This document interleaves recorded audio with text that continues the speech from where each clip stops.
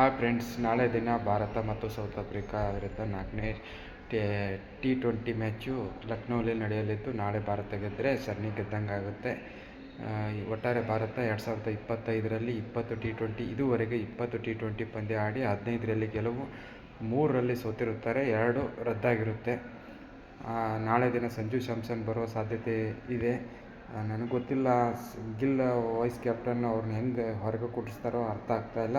ಒಟ್ಟಿನಲ್ಲಿ ಆಡ್ತಾರೆ ಅಂತ ಹೇಳಿದರೆ ಒಳ್ಳೆಯದು. ಅದೇ ರೀತಿ ಆಶೀಶ್ ಸರಣಿ ನಾಳೆ ಸ್ಟಾರ್ಟ್ ಆಗೋದ್ರಿಂದ, ಕಮಿನ್ಸು ಲಯನು ವಾಪಸ್ ಬರೋದ್ರಿಂದ 2010ರಲ್ಲಿ ಲಾಸ್ಟ್ ಇಂಗ್ಲೆಂಡ್ ಅವರು ಗೆದ್ದಿರೋದು ಆ ಪಿಚ್ಚಲ್ಲಿ, ಅಡಿಲೇಡಲ್ಲಿ ನಾಳೆ ನಡೆಯುತ್ತಿರುವ 3ನೇ ಟೆಸ್ಟ್ ಪಂದ್ಯದಲ್ಲಿ.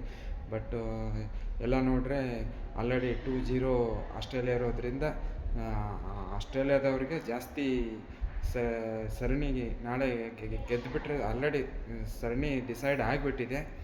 ನಾಳೆ ಗೆದ್ದರೆ ಇನ್ನೂ ಅವರು ಮೇಲಕ್ಕೆ ಬರ್ತಾರೆ ಈ ಟೈಮ್ ಟೇಬಲಲ್ಲಿ, ಇದರಲ್ಲಿ ವರ್ಲ್ಡ್ ಕಪ್ ಚಾಂಪಿಯನ್ಶಿಪ್ಪಲ್ಲಿ.